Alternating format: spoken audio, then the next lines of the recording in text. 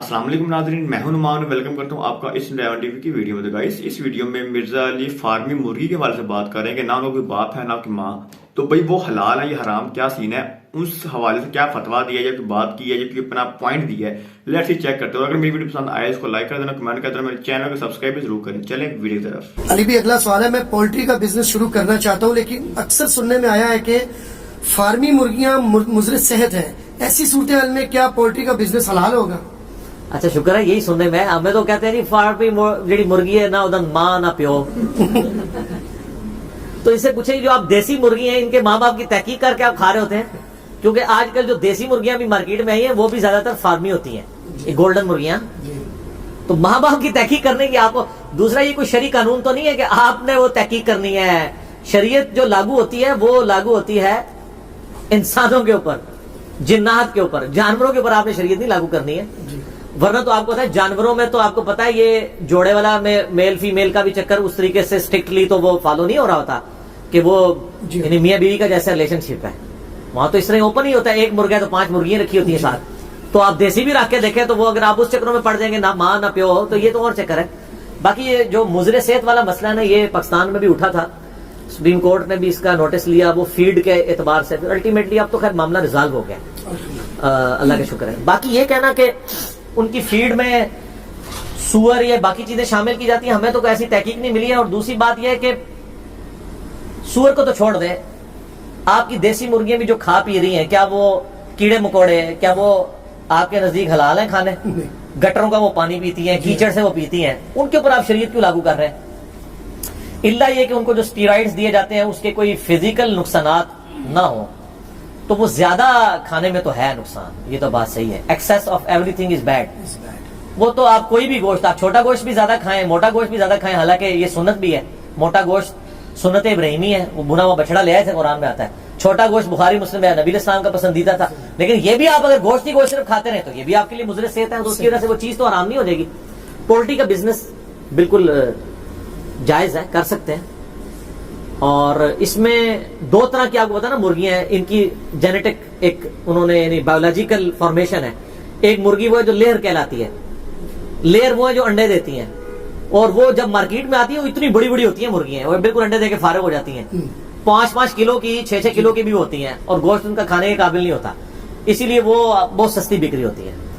पाकिस्तान में पोल्ट्री के बिजनेस की ये बरकत है कि छोटा गोश्त आपको आज 1000 रुपए 1200 रुपए किलो मिल रहा है, वरना ये आपको 10,000 रुपए किलो मिल रहा होता। इस वक्त प्रैक्टिकली पाकिस्तान में दाल सबसे ज्यादा सस्ती मुर्गी है। ज़ाहिर इस बिजनेस की वजह से ही हुआ है ना। गरीब लोगों से आप पूछें वो तो कहते हैं हम तो दाल सब्जी नहीं पकाते, हम तो एक मुर्गी ले लेते हैं 150 रुपए की, 250 रुपए की, और उसका शोरबा लंबा करके तो पूरा खानदान खा लेता है। तो दाल तो आपकी 200-250 रुपए किलो भी पड़ रही है दालें, फिर भी वो उतना शोरबा नहीं आप बना सकते। उसका कितना उसको पतला करेंगे, कितना बना लेंगे? मुर्गी का आप पतला करें उसका टेस्ट फिर भी फील होता है। तो एक तो ये लेयर होती है, और एक दूसरी होती है ब्रायलर, जो आपके खाने के लिए इस्तेमाल हो रही होती है। ये जो आपको मार्केट में मुर्गियां मिल रही होती है ना, जो अपने पांव पे भी बेचारी खड़ी नहीं हो रही, पा रही होती है, इसलिए कि उनको शुरू से ट्रेनिंग नहीं दी होती है। वो कहते हैं नहीं कमजोर है इसलिए नहीं खड़ी। कमजोर नहीं है सर, आप एक इंसान को भी जो सेहतमंद पैदा हो उसके भी हाथ पांव बांध देना तो वो भी खड़े होने के काबिल नहीं रहेगा। इवन आप एक सेहतमंद बंदे की ये बाजू है ना, इस तरह 1 साल के लिए इसको ऐसे बांध देना, उसके बाद वो अपनी बाजू भी नहीं ला सकेगा, यूज नहीं ना हो रही होती। तो ये नहीं है कि मतलब उनका गोश्त कोई सेहत वाला नहीं है, ऐसा नहीं है। बाकी एक्सेस नहीं होना चाहिए। हम तो पर्सनली मैं तो बहुत कोशिश करता हूँ अवॉइड ही करूं, बहुत कोई मजबूरी हो तो खाना पड़ जाए, अलग बात है। बाकी बिजनेस उसका हलाल है, बल्कि अगर आपकी नीयत ठीक होगी तो नेकी का काम है लोगों को सस्ता गोश्त प्रोवाइड करें। तो जो ब्रायलर है वो खाने के लिए इस्तेमाल होती है, लेयर जो है वो अंडों के लिए। और मैं भी आजकल एक आजमाइश से गुजर रहा हूं। मैं वो मार्केट में आपको पता है चूजे आए हुए होते हैं ना, तो वो बच्चे जिद कर रहे थे तो हमने मार्केट से चूजे खरीद के पाल लिए। वो आप अगर 20 खरीदे तो 3-4 बच जाते हैं बीच में। वो इसलिए कि वो रिजेक्टेड चूजे होते हैं, जो बीमार होते हैं तो वो मार्केट में आ जाते हैं, तो वो फिर या किस्मत या नसीब। हालांकि मैंने सारों को वैक्सीन भी कराई, हमारे घर से करीब ही है हॉस्पिटल जानवरों का, तो उसके बावजूद वो अलबत्ता उनमें एक चूजा ऐसा निकला, मुझे चूजा ज़हन में आ गया, कल उसको हॉस्पिटल में ले गए। वो चूजा बड़ा तो हो गया लेकिन उसके जिस्म पे बाल कोई नहीं है। जैसे वो ये पैदा होती है, ये जो चिड़िया का बच्चा होता है ना, बिल्कुल गोश्त उसका इस तरह, वो इतना बड़ा हो गया तो इस तरह ही नजर आता है, चंद एक जगह पे थोड़े थोड़े बाल निकले हुए, बाल है ही नहीं है। मैं बड़ा परेशान, मैं अब उस डॉक्टर के पास गया, मैंने कहा जी कोई इसको दवाई दें, तो वो कहने लगा जी दवाई तो मैं दूंगा, बाकी इतनी रिकवरी इसकी नहीं होगी। तो उसने वो विटामिन का वो मुझे शरबत लिख दिया कि सुबह शाम इसको ड्रॉप से पिलाएं।